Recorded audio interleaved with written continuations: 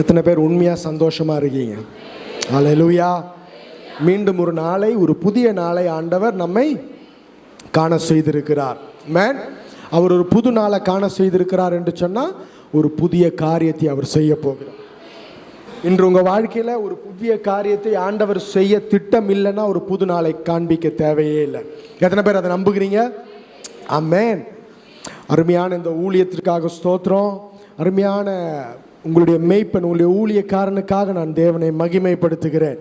ஆமென். அவர் senior pastor, அவர் ஓட்டத்தை முடித்து ஆண்டவருடைய பாதத்தில் இளைப்பாறுகிறார். அருமையான காரியங்கள் இன்று நேற்றும் கேட்க தேவன் உதவி செய்தார். அவருக்கு தேவன் தந்த தரிசனம் இங்கே இருக்கிற இத்தனை ஆத்துமாக்கள்ல முடிஞ்சு போயிடக்கூடாது. இதல்ல அவருடைய தரிசனம், இதற்கும் மேலே. எத்தனை பேருக்கு அது புரியுது? இதல்ல என்னுடைய மெய்ப்பனுக்கு ஆண்டவர் கொடுத்த தரிசனம். இந்த ஹால் நிரம்பி, எத்தனை பேர் ஆமென் சொல்லுவீங்க? ஹல்லேலூயா. அப்போ இருக்கிற இந்த பேரில் சந்தோஷமாக நீங்கள் இருந்துடக்கூடாது. அந்த தரிசனத்தை நாம் பெற்றுக்கொண்டு நாம் ஓட வேண்டும். ஆமென். இந்த வருஷம் முடியறதுக்கு முன்னாடி ஒரு ஆத்மாவையாவது நான் ஆதாயப்படுத்த வேண்டும். எத்தனை பேர் ஆமென் சொல்லுவீங்க? எத்தனை பேர் சொன்னீங்களோ 31 வாட்ச் நைட் சர்வீஸ்க்கு வரும்போது கூட ஒரு ஆத்மாவை கொண்டு வர வேண்டும்.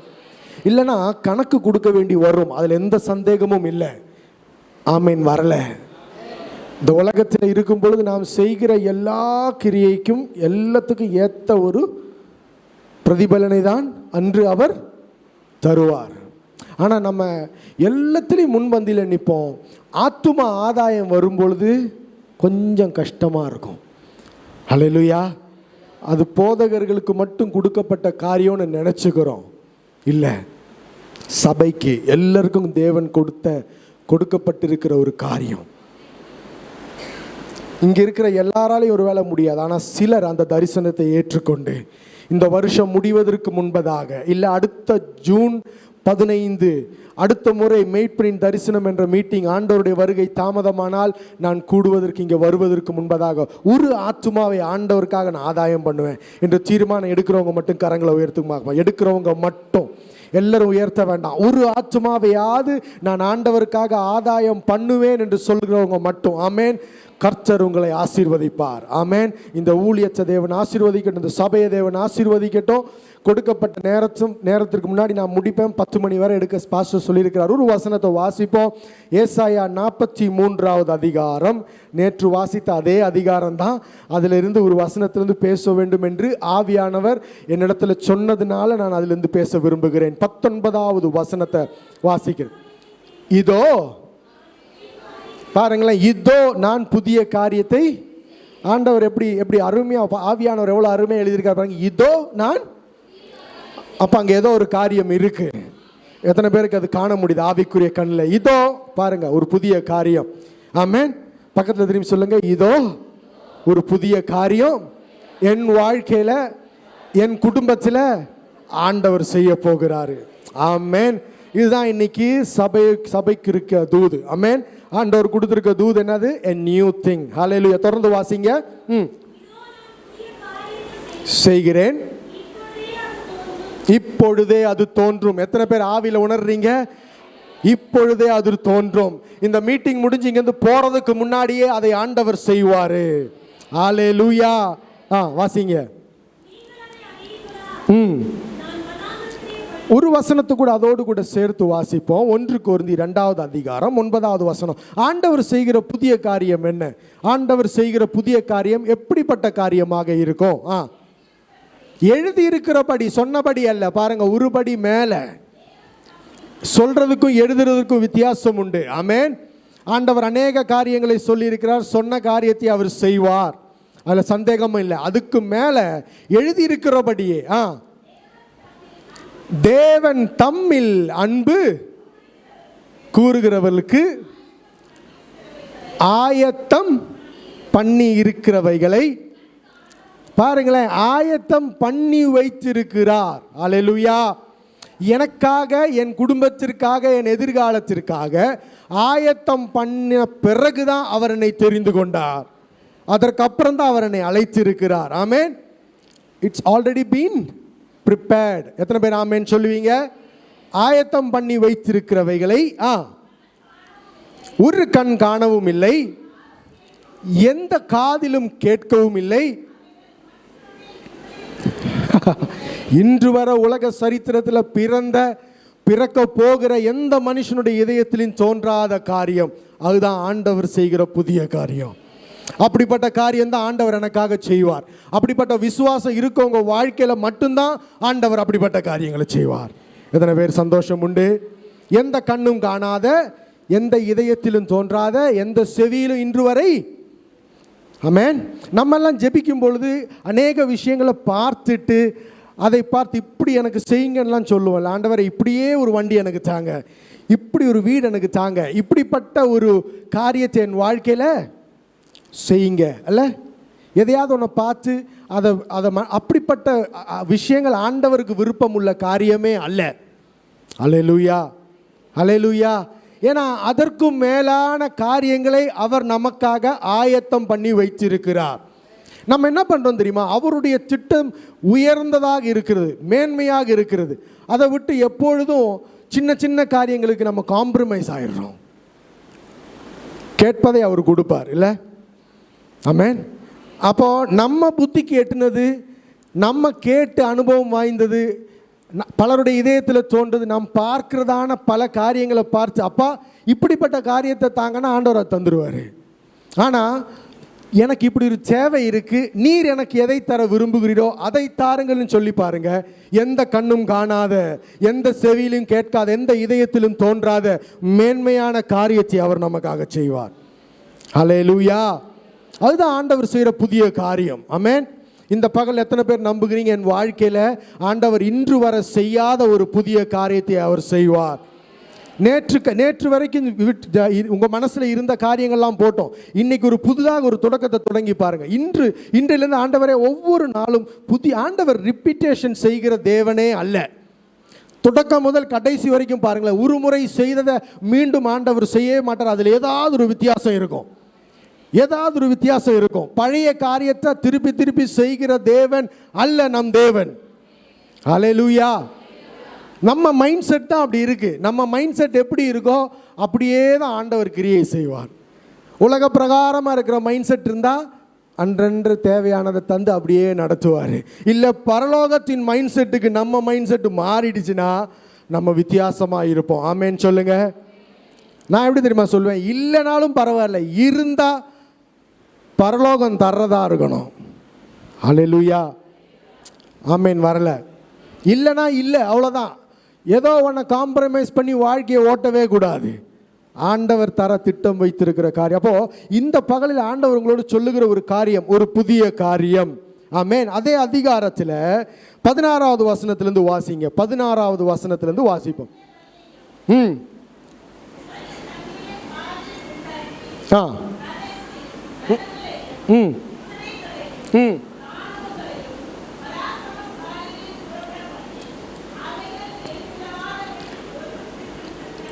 பாருங்க, ஆண்டவர் செய்கிற புதிய காரியம் வாழ்க்கையில் எல்லா ஏரியாஸ்லையும் அவர் பண்ண வல்லவராக இருக்கிறார். ஆமென். முதலாவது பாருங்களேன், நம்முடைய பிரயாணத்தில், நம்முடைய யாத்திரையில் புதிய காரியங்களை அவர் செய்வார். புதிய வாசல்களை, புதிய வழிகளை அவர் திறப்பார். ஆமென். அதான் முதலாவது பாயிண்ட். அது இங்கேயே இருக்குது. ஆமென். வாசிப்போம். யாத்ராகம புஸ்தகம் 13வது அதிகாரம் 17வது வசனம். முதலாவது காரியம். நல்ல கவனமாக கேளுங்க, எல்லாரும் எடுங்க. யாத்ராகம புஸ்தகம் 13வது அதிகாரம் 17வது வசனம். பார்வோன் ஜனங்களை போக விட்ட பின் ஜனங்கள் யுத்தத்தை கண்டால், பாருங்களேன், நீங்களும் நானும் நினைப்பது போல் அல்ல ஆண்டவர் நினைப்பது. நீங்களும் நானும் எப்போவுமே நம்ம கண்ணுக்கு எவ்வளோ எத்துமோ அதுதான் பார்ப்போம். ஆனால் ஆண்டவர் பார்க்கும் பொழுது எல்லா சைடையும் அவர் பார்ப்பார். ஆமென். நம்ம ப்ரெசண்ட்டை மட்டும் பார்ப்போம், ஆண்டவர் எப்போவுமே ஃப்யூச்சரை பார்ப்பார். எத்தனை பேர் ஆமென்னு சொல்லுவீங்க? இங்கே பார்வோன் ஜனங்களை விட்டு அனுப்பினதற்கு பின் ஜனங்கள் யுத்தத்தை கண்டு, இது ஜனத்துக்கு தெரியுமா? இந்த ஜனத்துக்கு தெரியுமா? இவர் விட்ட உடனே இவங்க நினச்சிட்டாங்க இதோட சுதந்திரம், இதோட விடுதலை, இனிமேல் பிரச்சனையே கிடையாதுன்னு நினச்சி தான் இவங்க கிளம்பி இருக்காங்க. ஆனால் இவங்களுக்கு தெரியாது பரவோனுக்கு உள்ள மனசுல இருந்தது என்னன்னு யாருக்கு தெரியாது? இஸ்ரவேல் ஜனத்திற்கு தெரியாது. ஆனால் பரலோகத்திற்கு தெரியும். அவருக்கு மறைந்திருப்பது ஒன்றும் இல்லை.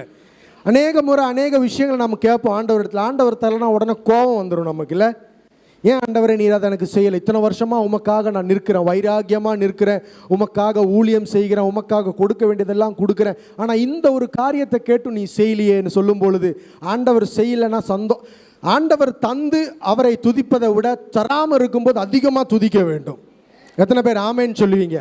ஏன்னா ஆண்டவர் கேட்டு தருகிற நன்மையை விட கேட்டு கிடைக்காம போனதுக்கு பின்னாடி பெரிய ஆசீர்வாதம் இருக்கு.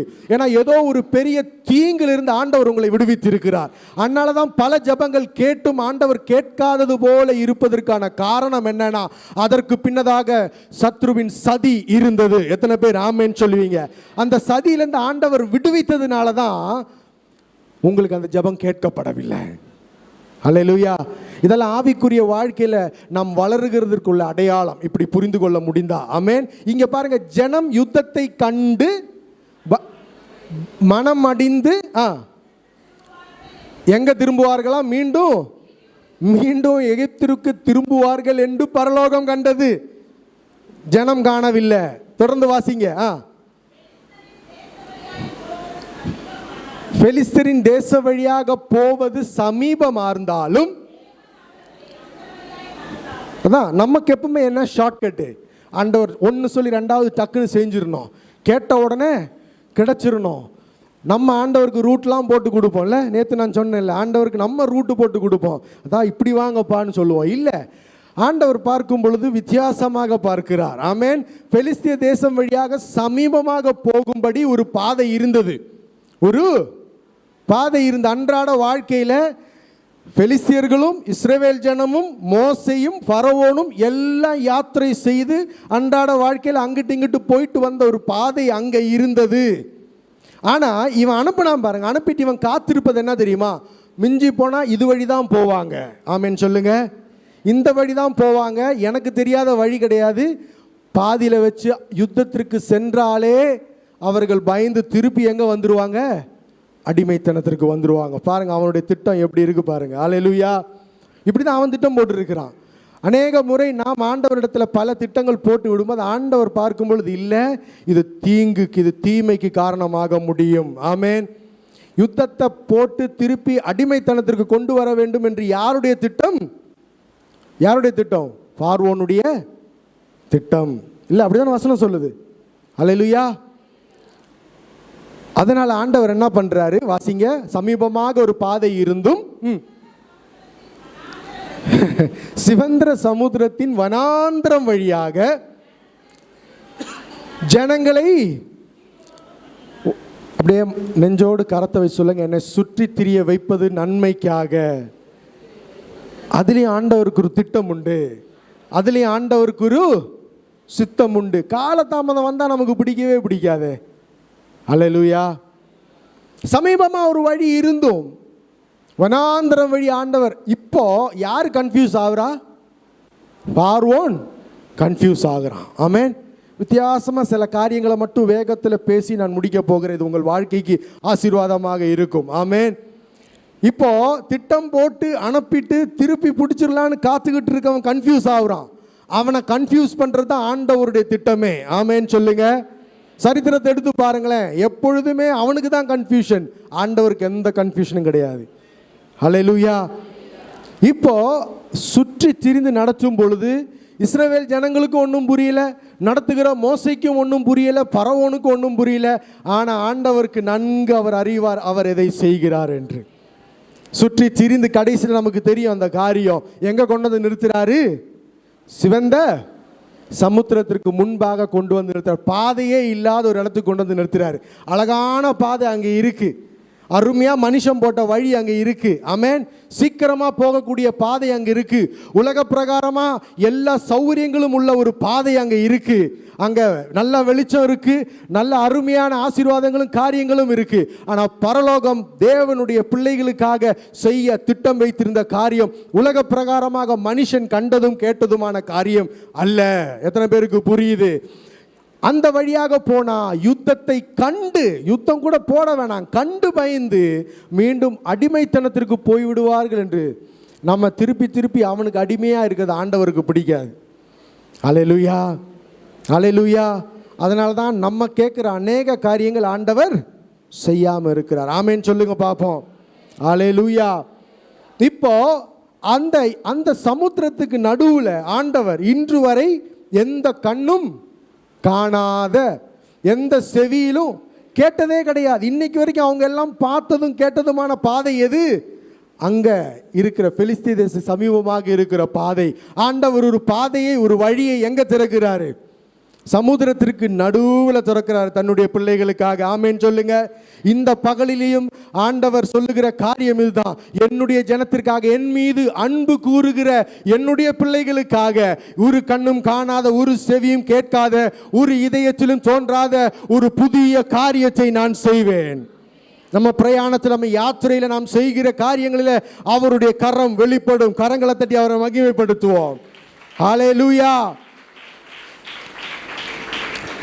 இப்போ யுத்தம் பண்ணி இவங்களை திருப்பி கொண்டு போயிடலான்னு நினச்சவன் புதுசாக ஒரு காரியம் பார்த்தோன்னா பின்தொடர்ந்து வருகிறான். ஆமேன்.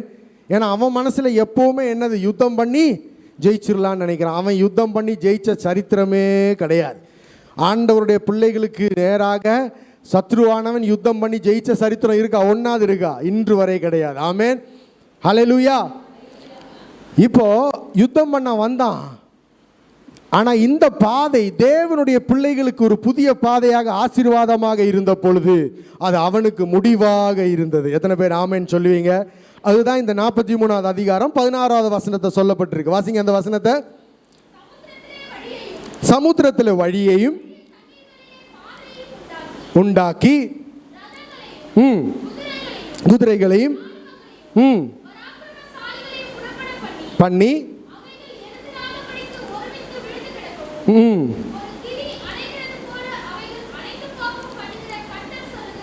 கர்த்தர் சொல்லுகிறதாவது, எதை நினைக்க வேண்டாமா? பழையதை நினைக்க வேண்டாமா? பூர்வமானதை சிந்திக்கவும் வேண்டாம். இப்ப பாருங்களேன், அதை விட மேலான காரியத்தை நமக்காக ஆண்டவர் செய்ய திட்டம் வைத்திருக்கிறார். எத்தனை பேர் ஆமேன்னு சொல்லுவீங்க? அது ஆண்டவர் செய்த காரியம். அதை விட மேலான காரியம் நமக்காக அவர் செய்ய வல்லவராக இருக்கிறார். எத்தனை பேருக்கு சந்தோஷம் உண்டு?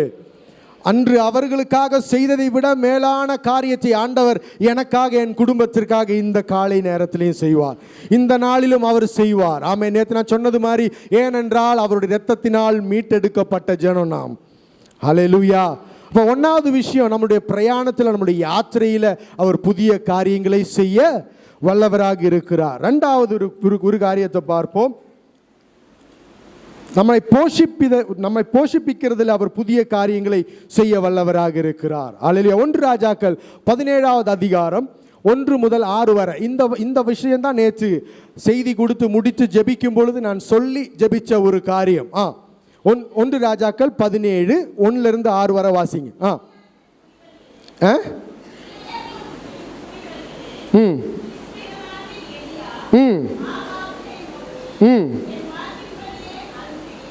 ஒன்று, நம்முடைய வழிகளில் அவர் புதிய காரியங்களை செய்வார். 2, நம்மை போஷிப்பிக்கிற காரியங்களில் அவர் புதிய காரியங்களை செய்வார். வாசிங்க.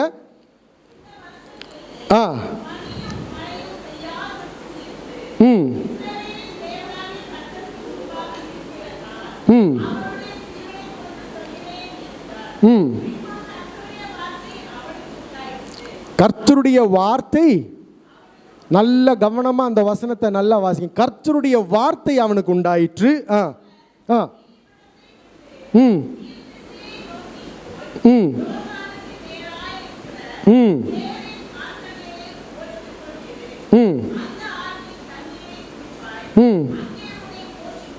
கவனமா கேளுங்க. அங்கே உன்னை போஷிக்க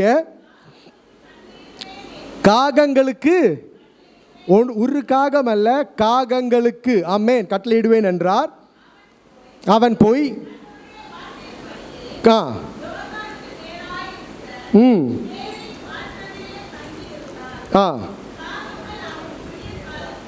காகங்கள் அவனுக்கு விடிய காலத்தில் அப்பமும் இறைச்சியும் சாயங்காலத்தில்.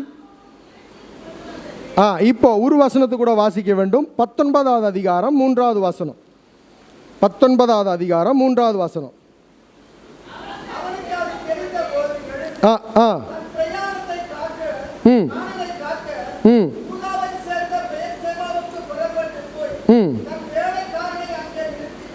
அல்ல, 1 ராஜாக்கள் 19. ஓகே, அதில் 5வது வசனம் வாசிங்க.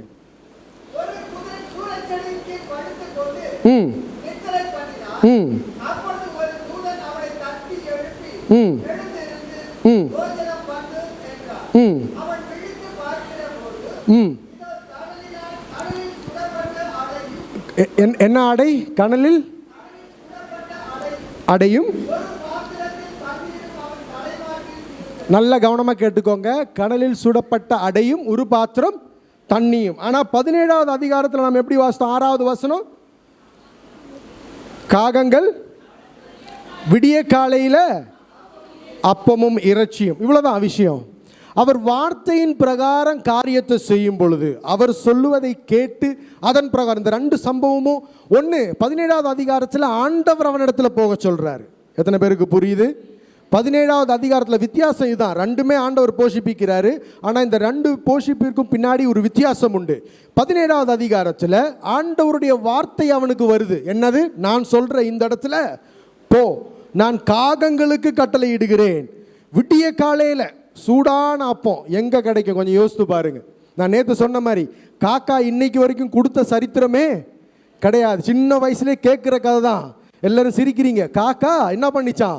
கையில் இருந்த வடையை பறிச்சுட்டு போன கதை தான் இன்னைக்கு வரைக்கும். ஆனால் பரலோகம் செய்யும் பொழுது பறிச்சுட்டு போகிறவன் தேடி உங்களுக்கு கொண்டு வந்து கொடுப்பார்.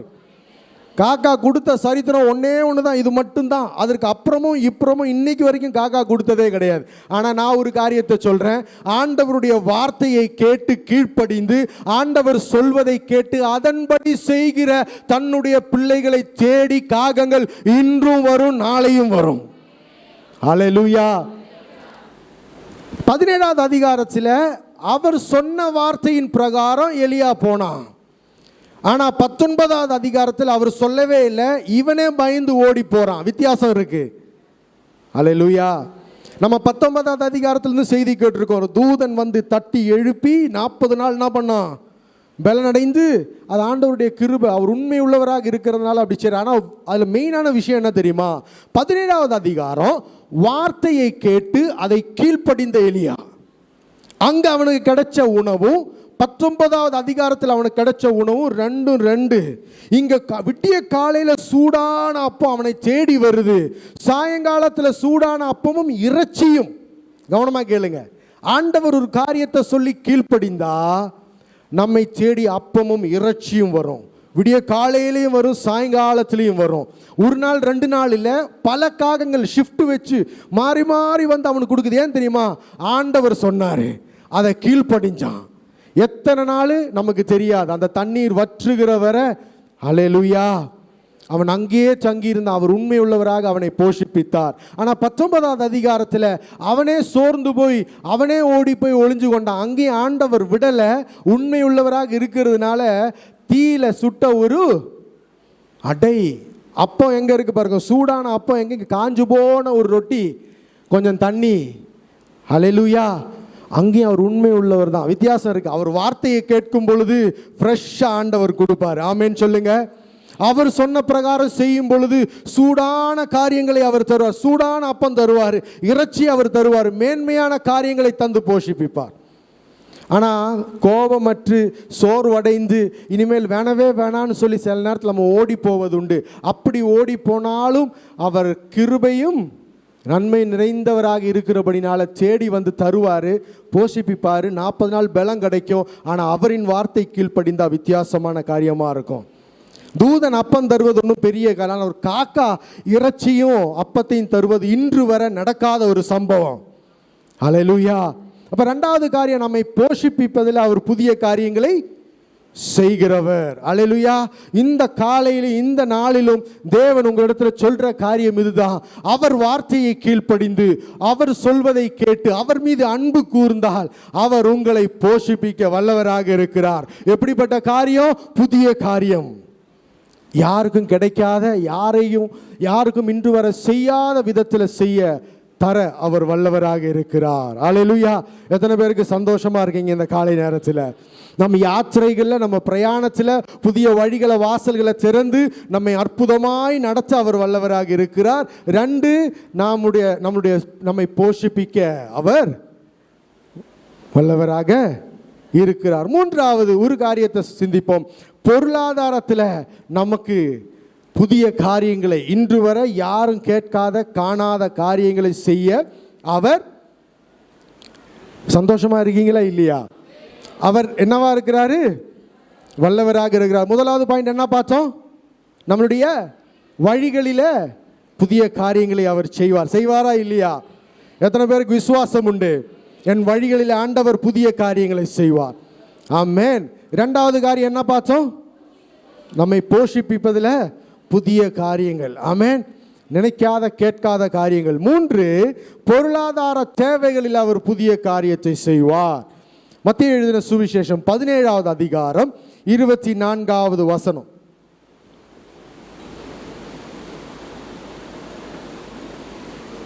மத்தேயு 17:24. எங்க?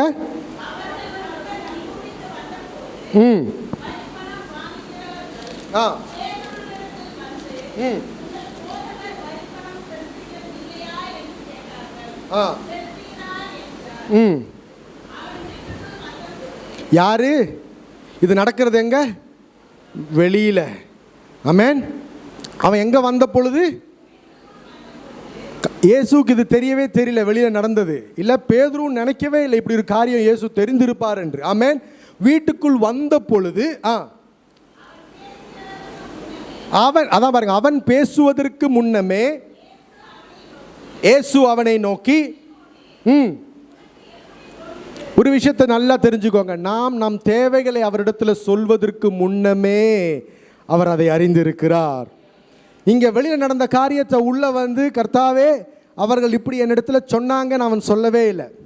சொல்வதற்கு முன்னமே. சொல்லுங்க, என் தேவைகளை நான் ஆண்டவரிடத்தில் சொல்வதற்கு முன்பதாகவே அவர் அதை அறிந்திருக்கிறார். எனக்கு எதை தர வேண்டும் என்று அவர் திட்டம் வைத்திருக்கிறார், ஆயத்தம் பண்ணி வைத்திருக்கிறார். ஆமென். இயேசு என்ன பண்றார்? அவனை பார்த்து வேகத்தில் அவனை நோக்கி, சீமோனே உனக்கு எப்படி தோன்றுகிறது?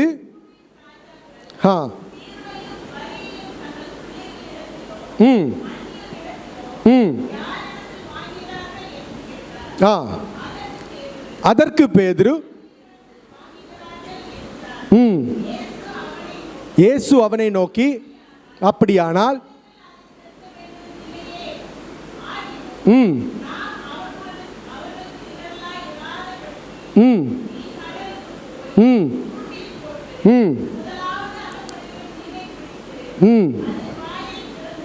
நல்ல கவனமாக காத்துக்கொள்ளுங்க. இங்கே பேதுருவுக்கும் யாருக்கும் வரி பணம் கட்டவில்லை. ஏதோ ஒரு தேவை தெளிவாக இங்கே எழுதப்பட்டிருக்கிறது. அவர்களுக்கு என்ன கட்டப்படவில்லை? வரி பணம். அதனால தான் வெளியில் வச்சு கேள்வி கேட்குறாங்க, இன்டைரக்டாக கேட்குறாங்க. உள்ளே வந்த உடனே தேவையை சொல்வதற்கு முன்பதாகவே கர்த்தர் சொல்லுகிற காரியம், நீ போய் என்ன பண்ண வேண்டுமா? வாசிங்க அந்த வசனத்தை.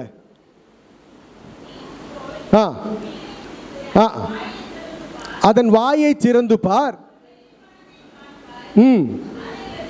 அதை எடுத்து எனக்காகவும் உனக்காகவும். இன்னைக்கு வரைக்கும் எங்கேயாவது யாராவது கேட்ட சம்பவமானு கேட்டா இல்லை. பேதுரு பிடிக்காத மீனே கிடையாது. எந்த மீன் எங்கே இருக்கும், எப்படிப்பட்ட மீன் இருக்கும் நல்லா தெரியும். இதான் அவனுடைய தொழில். பேதுருக்கே பயங்கர ஒரு அற்புதம். ஆமென். எத்தனையோ மீனை பிடிச்சிருக்கான், விற்றிருக்கான், சாப்பிட்டுருக்கிறான். ஆனால் இன்னைக்கு வரைக்கும் ஒரு மீனோட வாயில் கூட எதை பார்க்கல. ஆனால் ஆண்டவர் கட்டளையிட்டா அப்படி காரியங்கள் நடக்கும். ஹல்லேலூயா. பாருங்க, பணம் கொடுக்க வேண்டும் என்று அது உண்மைதான், கொடுக்கல. ஆனால் அந்த பணத்தை எடுத்து உனக்கும் எனக்கும்,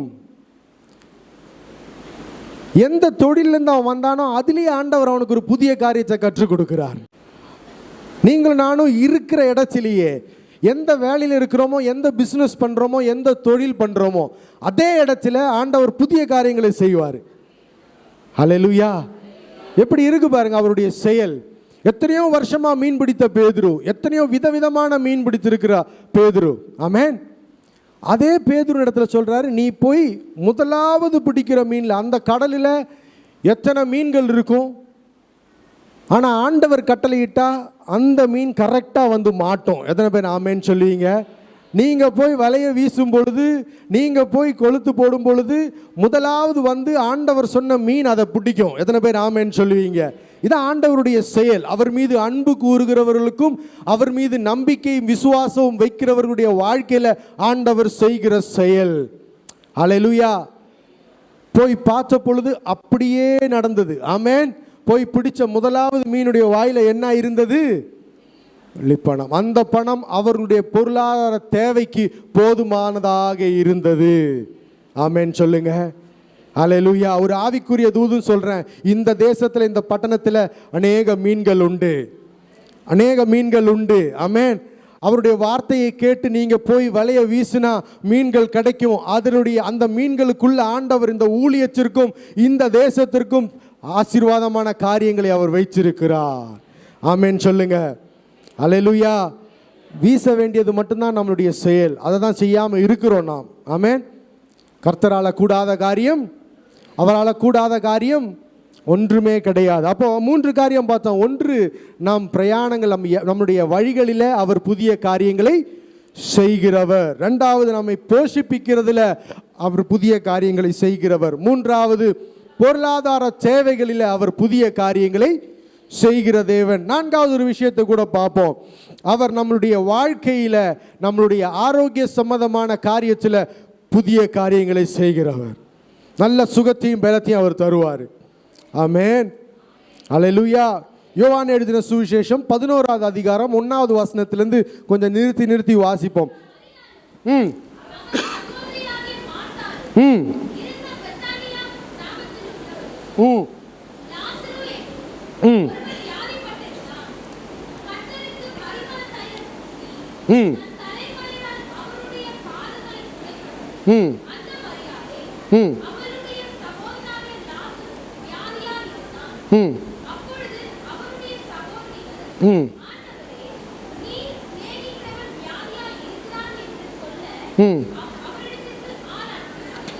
அவரிடத்தில் ஆள் அனுப்பினார்கள்.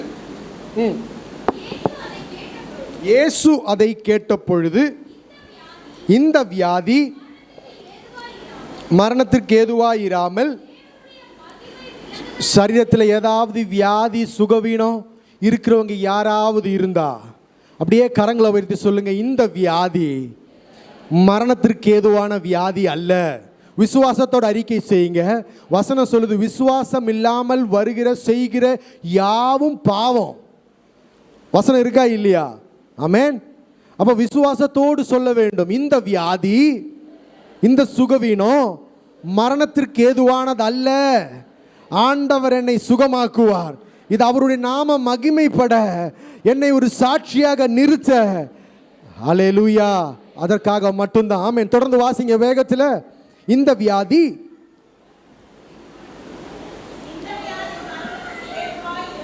இராமல் தேவனுடைய மகிமை விளங்குவதற்கு ஏதுவாக இருக்கிறது.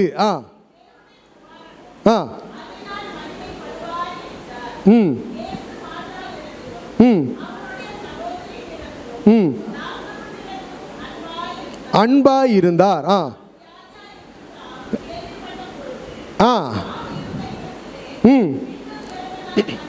அதுதான் எனக்கு புரியாத ஒரு விஷயம். ஆமென். ஆனால் நாம் அதை புரிந்து கொள்ள வேண்டும். அல்லேலூயா. இயேசு மிகவும் நேசித்த ஒரு 3 நபர்கள் யாரு? மார்த்தாலும் மரியாவும் லாசருவும். 5வது வசனம் அப்படிதான் சொல்லுது. இருப்பினும் அவர் இப்படிப்பட்ட ஒரு காரியத்தை கேட்டுட்டு இருந்த இடத்திலே எத்தனை நாள் இருந்தாரா? 2 நாள். மனப்பூர்வமாக அங்கேயே 2 நாள் கூட இருக்கிறார். வந்த நியூஸ் என்ன? வியாதியாக இருக்கிறான். ஆண்டவர் ஒரு வார்த்தை சொன்னால் அற்புதம் கண்டிப்பாக நடக்கும். அங்கே நீங்கள் பார்த்தீங்கன்னா 18வது வசனம் வாசிங்க. 18வது வசனம். 2 மைல். 2 மைல்னா கிட்டத்தட்ட ஒரு 4.5 கிலோமீட்டர், அவ்வளோதான். 1 மைல் 1.25 கிலோமீட்டர். ஸோ 2 மைலுன்னும் போது 4.5 கிலோமீட்டர் நடந்தால் கூட சில மணி நேரத்தில் என்ன பண்ணிடலாம். ஆனால் ஆண்டவர் வரலை. 2 நாள் அங்கே தங்குறாரு வியாதியாக இருக்கும் பொழுது. ஆமென். எனக்கு இதை பேச ரொம்ப பிடிச்ச ஒரு பகுதி. ஏன்னா சரீரத்தில் கடந்த 2 வருஷங்களாக 2 சர்ஜரி முடிஞ்சிட்டு தான் இன்றைக்கி உங்கள் முன்னாடி நான் நிற்கிறேன். அல்லேலூயா. ஒரே வருஷம் 2 சர்ஜரி. நான் சொன்னேன்ல 1.5 வருஷம் பெட்லேயே இருந்தேன். ஆனால் எனக்கு இதுலேருந்து பேச கண்டிப்பாக முடியும். எனக்கு சந்தோஷமான ஒரு பகுதி. ஆமென்.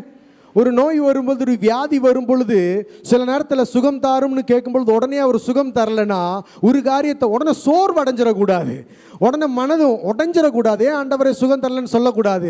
அங்கே ஆண்டவர் ஏதோ பெரிய காரியத்தை செய்ய திட்டம் வைத்திருக்கிறார். என்னை முழு நேர ஊழியத்திற்காக ஆண்டவர் பலமுறை அழைத்து, நேற்று பாஸ்டருடைய சாட்சி கேட்ட பொழுது அப்படியே என்னுடைய சாட்சி என்னமோ அது அப்படியே உங்கள் பாஸ்டருடைய சாட்சி. நான் சொன்னேன்ல, வேலையோடு கூட சேர்ந்து ஊழியத்தை செய்ய வேண்டும் என்ற ஒரு விருப்பத்தோடு இருந்தேன். அப்படி தான் போயிட்டு இருந்துச்சு வாழ்க்கை. ஆனால் ஆண்டவர் என்னை முழு நேர ஊழியத்திற்காக பிரித்தெடுக்க வேண்டும் என்று பலமுறை நினைத்தார், பலமுறை பேசினார். இருந்தாலும் சாக்கு போக்கு சொல்லி இந்த பகலில் இதை யாராவது கேட்டுட்டு இருக்கீங்கன்னா, ஆண்டவர் ஊழியத்திற்காக அழைச்சிட்டாருன்னா அந்த அழைப்பு உங்கள் மேலே இருந்தால் நீங்கள் எவ்வளோ தூரம் போனாலும் என்னெல்லாம் செஞ்சாலும் அது ஒன்றும் வாய்க்காது. என்னைக்கு ஊழியத்திற்காக அவர் கரத்தில் ஒப்படைக்கிறீங்களோ அன்னைக்கு தான் நீங்கள் செய்கிற காரியம் வாய்க்கும். அதையும் சொல்லி நான் திரும்பி வரேன். ஆண்டவர் எவ்வளோ முறை என்னை பிடிச்சாரு, எவ்வளோ முறை என்னை அழைச்சாரு. எல்லா இடத்துலையும் ஏதாவது ஒரு சாக்கு போக்கு சொல்லி, அப்பா என்னால் முடிஞ்சதெல்லாம் நான் உம்முடைய ஊழியத்திற்காக செய்கிறேன், கொடுக்குறேன், வேலையோடு கூட சேர்ந்து ஊழியம் செய்கிறேன், என்னுடைய தேவைகள் இப்படி, என் குடும்ப சூழ்நிலை இப்படின்னு அநேக சாக்கு போக்கு சொன்னேன். அப்படி இருக்கும் பொழுது ஆண்டவர் என் சரீரத்தை தொட்டார். ஆமென். நன்மைக்காக. அல்லேலூயா. ஒரு சின்ன ஒரு வேதனையில் தொடங்கினது, அது ரொம்ப சீரியஸ் ஆனது, ஒன்றுமே பண்ண முடியாத ஒரு சூழ்நிலையில் போய் ஒரே வருஷம் 2 சர்ஜரி. அல்லேலூயா. என்னை ஊழியத்திற்காக அவர் பிரித்து எடுத்து என்னையே ஒப்பு கொடுக்க அது காரணமாக இருந்தது. இங்கே பாருங்களேன், அவருக்கு அந்த செய்தி வந்த பொழுது, அவர் மிகவும் நேசிக்கிற குடும்பம், 4 கிலோமீட்டர் தூரத்தில் இருந்தும் 2 நாட்கள் ஒரு வார்த்தை சொல்லியிருந்தா கூட சுகம் அடைஞ்சிருக்கும். எத்தனை பேர் நம்புகிறீர்கள்? இந்த விஷயம் வந்த பொழுதே, லாசருவை நான் நேசிக்கிறவன், தகப்பனே பிதாவே அவனுக்கு சுகத்தை தாரும், லாசரு சுகம் அடைஞ்சிட்டான்னு சொல்லி இருந்தால் இம்மீடியட்டாக யாருக்கு சுகம் கிடைச்சிருக்கும்? ஆனால் அது ஆண்டவருடைய திட்டம் அல்ல. அல்லேலூயா. ஏன்னா அவர் அந்த குடும்பத்தை மிகவும் அதிகமாய் நேசிக்கிறார். அந்த குடும்பம் அவர்களை மிகவும் அதிகமாக நேசிக்கிறதுனால ஏதோ ஒரு சுகவீனம் வந்த உடனே இயேசுவின் நாமத்தில் சுகம்னு சொல்லி ஒரு தலைவலியை மாற்றுற மாதிரி ஒரு காரியத்தை அந்த குடும்பத்துக்கு செய்ய ஆண்டவர் திட்டம் வைக்கல. ஆமென் சொல்லுங்களேன். எத்தனையோ சாட்சிகள் கேட்டுருக்கோம்ல. போன வாரம் முழுவதும் எனக்கு தலைவலியாக இருந்துச்சு. ஆண்டவரத்தை ஜெபிக்கும் பொழுது அந்த தலைவலி டப்புன்னு போயிடுச்சு. இந்த சாட்சியை பாருங்களேன். நான் மரித்து 4 நாள் நாற்றம் வைத்த அனுபவத்தில் இருந்த என்ன ஆண்டவர் உயிரோட கொண்டு வந்தார். எது நல்ல சாட்சியம்? எது நல்ல சாட்சியம்? தலைவலி போறதா, மரித்தவன் உயிரோடு வருவதா? எப்படிப்பட்ட சாட்சியமாக உங்களுக்கு மாற வேண்டும்? என்ன பாஸ்டர் வித்தியாசமா பேசுறீங்க, நோய் வரும்லாம் சொல்றீங்களே. ஆண்டவர் அனுமதித்தா அது தேவனுடைய நாம மகிமைக்காக முடியும். ஆமென். நான் நேத்தே சொன்னேன், உங்களுக்கு எனக்கும் திராணிக்கு மேலாக சோதிக்கிற தேவன் அல்ல. அந்த வேதனை, நான் கடந்து போன வேதனையில் ஆன்டிபயோட்டிக்ஸ் 21 ஆன்டிபயோட்டிக்ஸ், கடைசியில் அந்த 21வது ஆன்டிபயோட்டிக்ஸ் தரும்போது, 20வது தரும்பொழுது அவங்க சொன்னாங்க, இன்னும் இந்த வலி, ஏன்னா அங்கே வந்து வெயிட்டிங் லிஸ்ட்டில் போட்டுருவாங்க கேனடாவில். இங்கே மாதிரி போன உடனெல்லாம் சர்ஜரி நடக்காது. ஒரு சர்ஜரிக்கு போனால் கேன்சர் பேஷண்ட்ஸு நாளைக்கு சாவான் இருக்கவங்களுக்கு மட்டும்தான் உடனே சர்ஜரி. சாதா கேஸ் எல்லாம் என்ன பண்ணிடுவாங்க, வெயிட்டிங் லிஸ்ட்டில் போட்டுருவாங்க. என்ன ஒரு 8 மாதம் வெயிட்டிங் லிஸ்ட்டில் போட்டாங்க சர்ஜரிக்கு. அப்போ கிட்டத்தட்ட 6 மாதம் ஆன்டிபயோட்டிக்ஸ்லேயே இருந்தேன். 20வது ஆன்டிபயோட்டிக்ஸ் எனக்கு தரும்பொழுது டாக்டர் சொன்ன காரியம், இது மோஸ்ட் பவர்ஃபுல் ஆன்டிபயோட்டிக், அதனால் வெயில் கூட என்ன பண்ணக்கூடாது, உங்கள் சரீரத்தில் படக்கூடாது. நான் வீட்டுக்குள்ளேயே பெட்லேயே தான் இருந்தேன், அது வேறு விஷயம். ஆனால் அவ்வளோ 21வது தந்த பொழுது கேன்சர் பேஷண்ட்ஸ்க்கு கொடுக்குற ஆன்டிபயோட்டிக் இதெல்லாம் உங்கள் சரீரத்தில் என்ன தீங்கு பண்ணுன்னு எனக்கு தெரியாது. ஆனால் உங்கள் வேதனை மாற வேண்டும் என்றால் வேறு வழியே இல்லை, இதை கொடுக்குறோம். அதற்கு அப்புறமும் ஒரு 2 மாதம் வேதனையை சகித்தேன். ஹல்லேலூயா. அப்போ தான் ஊழியத்துக்கு ஒப்படைச்சேன். இன்னைக்கு வருஷம் 1.5 வருஷம் அது இன்று வரை அந்த வேதனை என் சரீரத்தில் வந்ததே கிடையாது. அவர் என்னை ஒரு சாட்சியாக நிறுத்தி இருக்கிறார். ஆமென். அப்போ ஒரு தலைவலி ஆண்டவர் மாற்றினார்னு சொல்கிறது பெருசா, ஒரு கால்வலி ஒரு முதுகு வழி ஆண்டவர் மாற்றினார்னு சொல்கிறது பெருசா, மரித்து போன அனுபவத்தில் இருந்த என்னை உயிருக்கு மீண்டும் ஆண்டவர் கொண்டு வந்தார் என்று சொல்வது பெருசா? ஆண்டவர் மிகவும் நேசிக்கிறார்னு வைங்களேன், நீங்கள் ஆண்டவரை மிகவும் நேசிக்கிறீங்கன்னு வைங்களேன், மிகுந்த உபத்திரவம் வழியாக ஆண்டவர் கடத்தி விட்டாலும் கைவிட மாட்டார். அங்கேயும் அவர் உங்களை மேன்மையாக நிறுத்துவார். ஆமென். உங்களை மகிமையாக அவர் நிறுத்துவார்.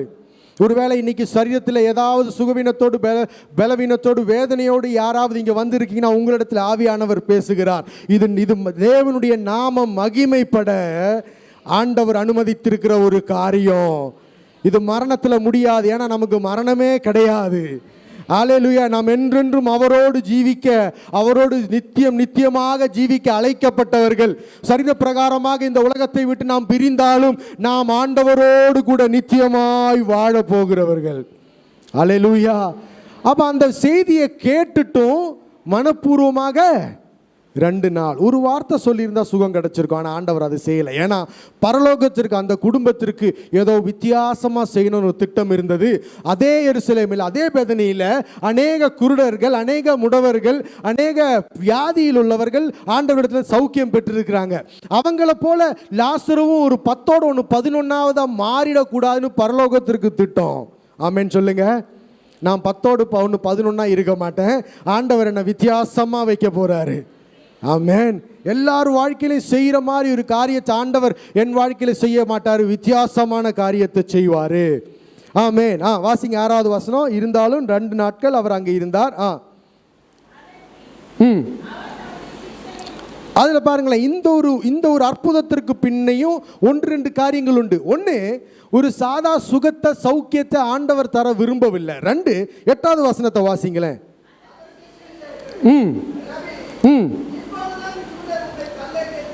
இப்பொழுதுதான் யூதர்கள் உண்மை கல்லெறிய தேடினார்கள்.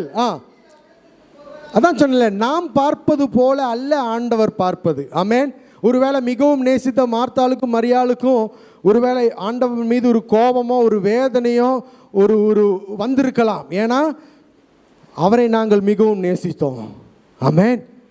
இருந்தும் நாங்கள் அழைத்தவர் வரவில்லை. ஆமென். ஆனால் 1-2 காரியம் அங்கே பரலோகம் பார்த்தது. 1, ஒரு சாதா சுகத்தை தர அவர் விரும்பவில்லை. 2, 8வது வசனத்தை வாசிக்கும் பொழுது, இப்பொழுது தானே யூதர்கள் உம்மை கல்லெறிய. 8வது அதிகாரம் 59வது வசனத்தை வாசிங்க. அதே யோவான் எழுதின சுவிசேஷம் 8வது அதிகாரம் 59வது வசனம். அப்பொழுது அவர் மேல் கல்லெறியும்படி இயேசு மறைந்து. 10வது அதிகாரம் 31வது வசனத்தையும் வாசிங்க. 10வது அதிகாரம். அப்பொழுது யூதர்கள் மறுபடியும் அவர் மீது கல்லெறியும்படி. பாருங்களேன், இதுக்கு முந்தின அதிகாரங்கள் 8வது அதிகாரம் 10வது அதிகாரத்தில் எல்லாம் இதே பட்டணத்தில் இதே தேசத்தில் பல இடங்களில் ஆண்டவர் ஊழியம் செய்து கொண்டிருந்த பொழுது அவரை கல்லெறியும்படி யார் வந்தார்கள்? இப்போ பரலோகத்திற்கு ஒரு திட்டம் இருக்கு. 3 முறை தப்பிச்சிட்டோம். ஆனால் இந்த முறை என்ன பண்ண வேண்டும்? என்னை வெட்கப்படுத்த, என்னை கல்லெறிய கூடி வந்த யூதர்கள் கண்களுக்கு முன்பதாக நான் அதிசயத்தை செய்ய வேண்டும். யூதர்கள் ஆண்டவர் சுகத்தையும் சௌக்கியத்தையும் தந்திருக்கிறத நிறைய பார்த்துருக்குறாங்க இல்லை? வியாதியாக இருந்தவருக்கு சுகம் தரதை பார்த்துட்டு தான் கல்லெறிய வந்தாங்க. ஆமென். ஆண்டவர் செய்த அடையாளங்களையும் அற்புதங்களையும் பார்த்த பிறகுதான் இந்த கல்லெறிகிற சம்பவம்லாம். ஆனால் இன்று வரை அவர்கள் பார்க்காத ஒரு காரியம், அதோட அவன் கல்லெறினோன்னு இருக்க சிந்தனை அவனை விட்டு போக வேண்டும். அவன் வாய் அதை விட அதோட அடைஞ்சு போயிடணுன்றது பரலோகத்தின் திட்டம். புரியுதா? அதனால தான் உடனே ஆண்டவர் ஒரு சுகத்தை தரலை. அதனால தான் ஆண்டவர் அழைத்த உடனே போகலை.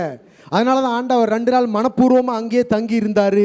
ஏன்னா 8வது வசனம், யூதர்கள் கல்லெறியும்படி பலமுறை கூடினார்கள். ஆண்டவர் பார்த்தாரு, இப்போ ஒரு சுகத்தை சௌக்கியத்தை தந்தா அது 10ஓட 1 11 முடிஞ்சிடும். நாளைக்கு நாங்கள் போனாலும் இதே யூதர்கள் என்ன பண்ணுவாங்க, கல்லெறியும்படி அது பெண்டிங்லேயே இருக்கும். இல்லை, அதற்கு ஒரு முற்றுப்புள்ளி நான் வைக்க வேண்டும். என் சத்ரு எனக்கு எதிராக யுத்தங்களை தொடுத்து விடுவதற்கு ஒரு முற்றுப்புள்ளி நான் வைக்க வேண்டும். என் சத்ரு எனக்கு எதிராக, என் பிள்ளைகளுக்கு எதிராக வருவதை இதோட நான் முடித்து விட வேண்டும். ஆமென். எத்தனை பேருக்கு புரியுது? ஹல்லேலூயா. இப்போ நேரம் இல்லை, வேகத்தில் வாசிப்போம். கடைசியில் ஆண்டவர் 4 நாட்களுக்கு அப்புறம் எங்கே வராரு? அங்கே வந்துட்டார். வந்த உடனே நடந்த சம்பவங்கள்லாம் நமக்கு தெரியும். நிறைய முறை நாம் செய்தியை கேட்டு இருக்கிறோம். வேகத்தில் வருவோம். அதனுடைய 38வது வசனத்துக்கு வாங்க. 38 11 38. அப்பொழுது இயேசு தமக்குள்ளே கலங்கி, அது எங்க இருந்ததா? ஒரு குகையாய் இருந்தது. நல்ல கவனமா பாருங்க. அதன் மீது ஒரு கல் வைக்கப்பட்டிருந்தது. இயேசு கல்லை எடுத்து போடுங்கள் என்றார். ஆமென். அங்க 33வது வசனமும் வாசிங்களேன்.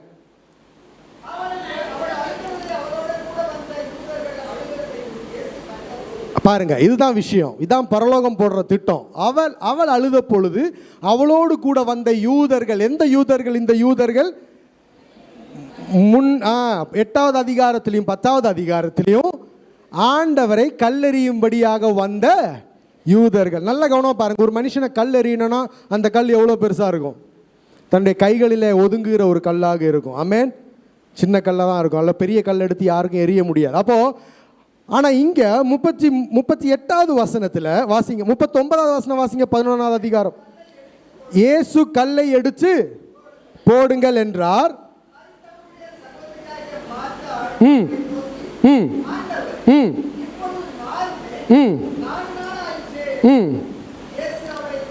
யூதர்களோடு மார்த்தாயோடு மார்த்தாவோடு யார் இருக்கிறார்? யூதர்கள் இருக்கிறார்கள்.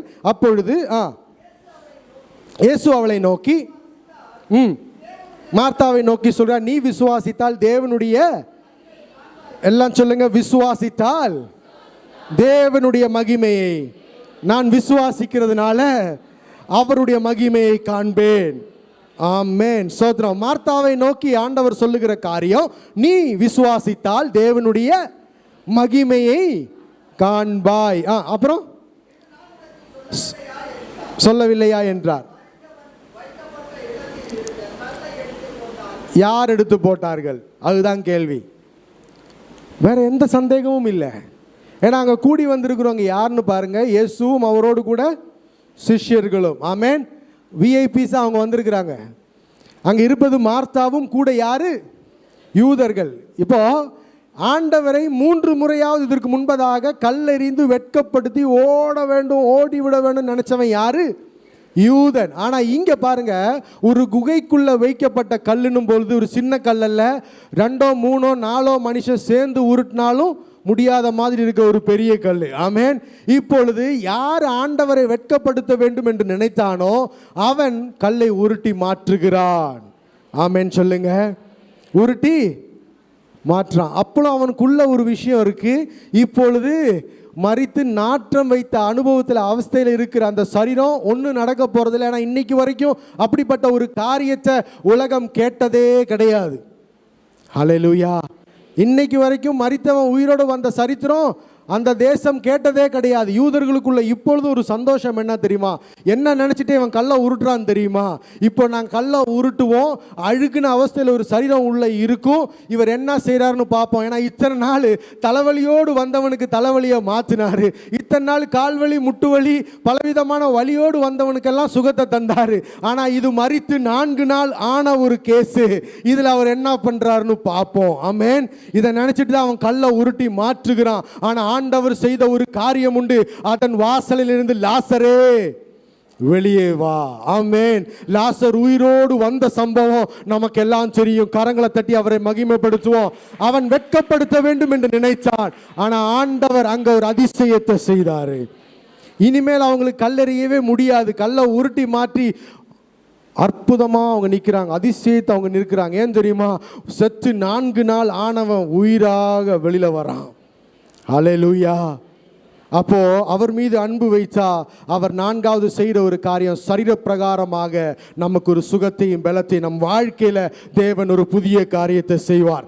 இன்று வரை யாரும் கேட்காத, இன்று வரை எந்த கண்ணிலையும் தோன்றாத, இன்று வரை எந்த இதயத்திலும் தோன்றாத ஒரு புதிய காரியத்தை ஆண்டவர் எனக்காக செய்வார். நிறைய ஆமேன் வருது, இருந்தாலும் சிலருக்கு இன்னும் ஆமேன் வரலை. ஹல்லேலூயா. கொஞ்சம் தயக்கமாக தான் இருக்கு, என் வாழ்க்கையிலையும் அவர் செய்வாரா? அப்படி இருந்தால் கடைசி வரைக்கும் அப்படியே தான் இருக்கணும். விசுவாசத்தோடு நம்பிக்கையோடு ஏற்றெடுத்தா அவர் செய்வார். ஒரு வித்தியாசத்தை அவர் காட்டுவார். சொல்லுங்க, ஒரு வித்தியாசத்தை அவர் காட்டுவார். ஏன்னா ஜீவிக்கிற தேவனை ஆராதிக்கிற எனக்கும் ஆராதிக்காமல் இருக்கிறவங்களுக்கு ஒரு வித்தியாசத்தை அவர் காட்டுவார். ஆமென். மல்கியாவின் புஸ்தகம் வேகத்தில் எடுப்போம்.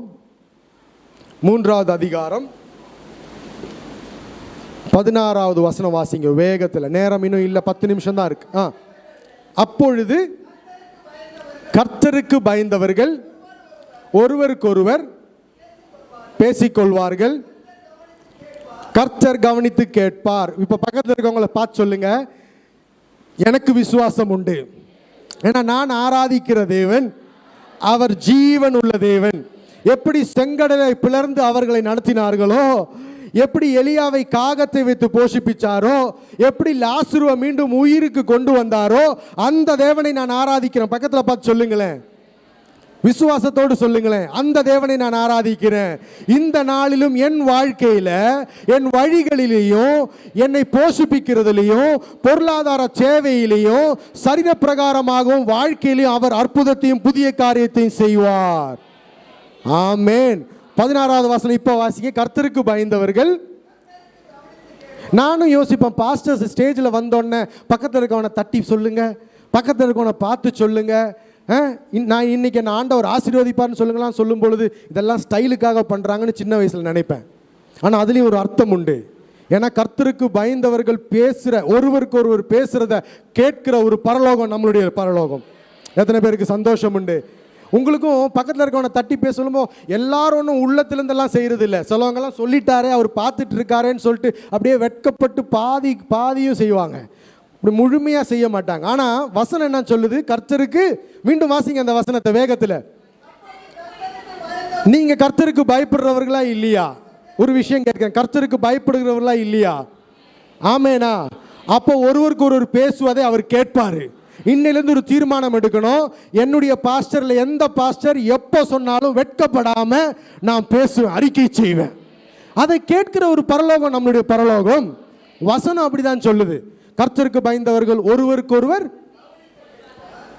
அதை வெறுமை கேட்கிற தேவன் அல்ல, கவனித்து. பாருங்களேன் எப்படி போது பாருங்க. சும்மா கேட்கிற தேவன் அல்ல, கவனித்து கேட்பார். கேட்பது மட்டுமல்ல, வாசிங்க தொடர்ந்து. கர்த்தரை பயந்தவர்களுக்காக, அவருடைய நாமத்தை தியானிக்கிறவர்களுக்காக ஒரு ஞாபக புஸ்தகம், அதற்காக மட்டும் ஒரு புஸ்தகம் இருக்காம் பரலோகத்தில். ஆமேன் சொல்லுங்க. ஒவ்வொரு ஞாயிற்றுக்கிழமை வரும் பொழுதும், ஒவ்வொரு முறை நீங்கள் இங்கே வரும் பொழுதும் பக்கத்தில் இருக்கவனை பார்த்து பேசுன்னு சொல்லும்போது பேசுறத மட்டும் எழுதி வைக்க ஒரு புஸ்தகம் பரலோகத்தில் உண்டு. ஆமேன் சொல்லுங்க. அப்போ இத்தனை நாள் ஐயோ நான் வந்து விசுவாசம் இல்லாமல் வெட்கப்பட்டு சொன்னதுக்காக மட்டும் அறகுறையாக செஞ்சுட்டேனே நினைக்கிறவங்க கரங்களை உயர்த்த வேண்டாம். இனிமேல் அப்படி பண்ணாதீங்க. ஹல்லேலூயா.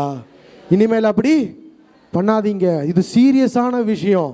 இந்த டோருக்குள்ளே வந்துட்டாலே அந்த 2 மணி நேரம் 3 மணி நேரம் சீரியஸாக இருக்க வேண்டும். விளையாட்டுத்தனம்லாம் வெளியில், வெட்கம்லாம் வெளியில், விசுவாசத்தோடு இருக்க வேண்டும். இங்க பண்ற ஒவ்வொரு காரியமும் வைராக்கியத்தோடு பண்ண வேண்டும். ஏன்னா இங்க செய்யற காரியத்தை பார்த்து கொண்டிருக்கிற பரலோகம் இல்ல இல்ல இல்ல, கவனித்து பார்க்கிற பரலோகம். ஹல்லேலூயா. கவனித்து பார்ப்பது மட்டுமல்ல, எழுதி வைக்கிற ஒரு பரலோகம். கரங்களை தட்டி தேவனை மகிமைப்படுத்துங்க. ஒரு புஸ்தகம் இதற்காக மட்டும். அப்ப வீட்டிலையும் கணவன் மனைவியோடு இல்ல பிள்ளைங்கள் அப்பாவோடு பேசுகிற ஒவ்வொரு காரியத்தையும் எழுதி வைக்கிற ஒரு பரலோகம். கவனமாக இருக்க வேண்டும். பேசுகிற வார்த்தைகள் இனிமேல் கவனமாக இருக்க வேண்டும். ஆமென். ஹல்லேலூயா. ஆமாம், இட்ஸ் ஆல் பீன் ரெக்கார்டட். எதுக்கு தெரியுமா? அந்த நாளில் எவ்வளோ பெரிய ஒரு காரியம் தெரியுமா நியாய தீர்ப்புன்றது. It's a long process. 7 வருஷம் ஹல்லேலூயா நடக்க போகிற ஒரு காரியம். அந்த புஸ்தகத்தை எடுப்பார், ஒவ்வொருவருக்கும் ஒரு பேஜ் இருக்குது, எந்த டவுட்டும் வேணாம். சொன்ன ஒவ்வொரு காரியமும் அங்கே எழுதப்பட்டு வைத்திருக்கிறது. விசுவாசத்தோடு சொன்னோமா, விசுவாசம் இல்லாமல் சொன்னோமா, விளையாட்டுத்தனமாக சொன்னோமா, சீரியஸாக சொன்னோமா, பாஸ்டரை ஏமாற்ற சொன்னோமா, இல்லை உண்மையாக உள்ளத்திலிருந்து சொன்னோமா, நிர்பந்தத்தால் சொன்னோமா, இல்லை ஆண்டவருக்காக நாம் சொன்னோமா. விளையாட்டுத்தனமான காரியம் அல்ல. பரலோகம் என்று ஒரு காரியம் உண்டு, அது நிச்சயம். அங்கே ஒரு புஸ்தகம் உண்டு, அது நிச்சயம். அந்த புஸ்தகத்தில் உங்களையும் என்னையும் பற்றி ஆண்டவர் எழுதி வைத்திருக்கிறார் என்பது நிச்சயமான ஒரு காரியம். நேரம் முடிஞ்சது, 5 நிமிஷம் தான் இருக்கு, வேகத்தில் வாசிப்போம். ஞாபக புஸ்தகம். இவர்கள் என்ன பேசினார்கள் என்று தெரிய வேண்டும்ல. 14வது வசனம் வேகத்தில் வாசிங்க. 14வது வசனம், தேவனை சேவிப்பது, ஐயோ கர்த்தரை பயப்படுறவர்கள், கர்த்தருக்கு பயந்து வாழ்கிறவர்கள் பேர் அல்லேலூயா கூட்டம், பேர் விசுவாசிகள். ஆமேன் வரல. பள்ளி யாரும் அல்லேலூயா கூட்டம்லாம் கூப்பிடுறதில்ல. முன்ன அல்லேலூயா கூட்டம் தான் கூப்பிட்டுருந்தாங்க. ஏன் சின்ன பிராயத்துலையும் எங்கள் சர்ச்சை அல்லேலூயா கூட்டம் தான் கூப்பிட்டு இருந்தாங்க. ஆமேன். இப்போ தான் வித்தியாசமாயிடுச்சு. அல்லேலூயா கூட்டத்துக்கும் உலகத்திற்கும் வித்தியாசமே தெரியாத மாதிரி ஆகிப்போச்சு. அவங்கள விட நம்ம ரொம்ப சூப்பராக உலக பிரகாரமாக இருக்கிறதுனால யாரும் இப்போ நம்மளை அப்படி கூப்பிடுறதே கிடையாது. எவ்வளோ சந்தோஷமான ஒரு விஷயம் இல்லை? ஹல்லேலூயா. விசுவாசிகள் என்று நம்ம தான் நம்மளை கூப்பிட்டுக்கணுமே தவிர உலகம் இப்போ அதிகம் கூப்பிடுறது இல்லை. ஏன்னா விசுவாசம் இருக்கான்னு நமக்கு தான் தெரியும். ஹல்லேலூயா. இவர்கள் பேசின காரியம் என்ன? கர்த்தரை சேவிப்பது விருதா. 1வது காரியம் யாரு? கர்த்தரை பயப்படுகிறவர்கள், விசுவாசிகள், தேவனுடைய ஜனம், தேவனுடைய சபை. சொன்ன முதல் காரியம், அவரை சேவிப்பது விருதா. இத்தனை வருஷம் ஆயிடுச்சு ரட்சிக்கப்பட்டு, இத்தனை வருஷம் ஆயிடுச்சு ஞானஸ்தானம் எடுத்து, எத்தனையோ உபவாச ஜபங்கள், எவ்வளவோ வைராக்கியமா அவருக்காக நின்ற, ஆனா இன்னைக்கு வர அவர் எனக்காக ஒன்றும் செய்யவில்லை, இது விருதா. விசுவாசத்தை விட்டு பின்மாற்றத்தில் போற எத்தனையோ கேஸ். ஆமேன். 2வது காரியம், அவருடைய கட்டளைகளை எல்லாம் கை கொண்டு சேனைகளின் 2வது விஷயம், அவருடைய கட்டளைகள் எல்லாம் கை கொண்டது விருதா. 1 அவரை சேவித்தது விருதா, 2 கட்டளைகளை கை கொண்டது விருதா, 3 சாம்பலை உடுத்தி துக்கித்து நடந்த உபவாசத்தோடு நடப்பது, பழைய ஏற்பாட்டின் பிரகாரம் நடப்பது விருதா. அவரை சேவித்ததும் விருதா, கட்டளையை கை கொண்டதும் விருதா, உபவாசத்தோடு ஜெபித்ததெல்லாம் விருதா. யாரு பேசுறது? பயப்படுகிறவர்கள் பேசின காரியம். பரலோகம் அதை செவி கொடுத்து கேட்டது. கேட்டது மட்டுமல்ல, கவனித்து கேட்டது.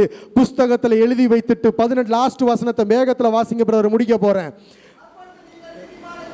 இல்ல அதுக்கு முந்தினதுல இருந்தே வாசிங்க.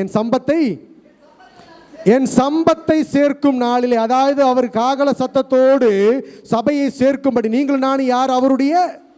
அவருடைய சம்பத்து. சந்தோஷம் இல்லையா? அவருடைய சம்பத்து. இந்த சம்பத்தை சேர்க்கும்படி அவர் வருகிற அந்த நாளிலே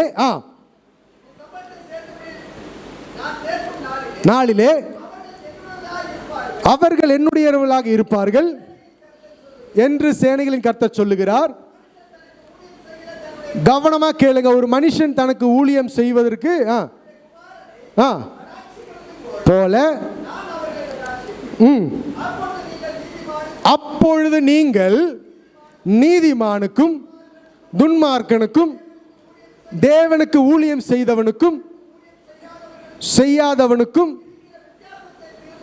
இருக்கிற வித்தியாசத்தை திரும்பவும் காண்பீர்கள். கரங்களை தட்டி அவரை மகிமைப்படுத்துவோம். அந்த நாளிலே சம்பத்தை சேர்க்க, எல்லாரும் எழுந்து நில்லுங்க. அந்த நாளிலே சம்பத்தை சேர்க்கும்படி அவர் வருகிற அந்த நாளிலே ஒரு வித்தியாசத்தை, எதற்கு? தேவனை ஆராதித்து வந்ததற்கும், ஞாயிற்றுக்கிழமை சபைக்கு போனதற்கும், தசம்பாகம் காணிக்க கொடுத்ததற்கும், அவருடைய கட்டளைகளை கீழ்ப்படிந்ததற்கும், அவருடைய பாதத்தில் உபவாசத்தோடு இருந்து ஜெபித்ததற்கும், அவருக்காக வைராக்கியமாக நின்றதற்கும், ஆத்துமா ஆதாயத்தை பண்ணதற்கும் உள்ள வித்தியாசத்தை அந்த நாளிலே ஆண்டவர் சம்பத்தை சேர்க்க சேர்க்க வரும் நாளிலே திரும்பவும் காட்டுவார் என்று சொல்லுகிறார். ஆமென். அன்று அவர் திரும்பவும் காட்ட வேண்டும் என்று சொன்னால் நான் நம்புகிற ஒரு காரியம், இந்த உலகத்தில் வாழும் பொழுது அவர் அதை முதலாவது காட்டி இருப்பார், எந்த டவுட்டும் கிடையாது. அந்த நாளிலே அதை திரும்பவும் காட்ட வேண்டும் என்று சொன்னா முதலாவது அதை காட்டி இருக்கணும். அந்த வித்தியாசத்தை எத்தனை பேர் நம்புகிறீங்க? இந்த உலக வாழ்க்கையில நான் மரிப்பதற்கு முன்பதாக இல்ல கர்த்தருடைய வருகைக்கு முன்பதாகவே என் கண்கள் பார்க்கும்படி ஆண்டவர் ஒரு வித்தியாசத்தை காட்டுவார். எனக்கு ஆண்டவர் ஒரு புதிய காரியத்தை செய்வார். இத்தனை நாள் ஆண்டவருக்காக நின்றதுக்கான ஒரு வித்தியாசத்தை, இத்தனை நாள் ஆண்டவரை சேவித்ததற்கான ஒரு வித்தியாசம், ஆண்டவர் அதிசயத்தை செய்வார். கண்களை அடைச்சு அப்படியே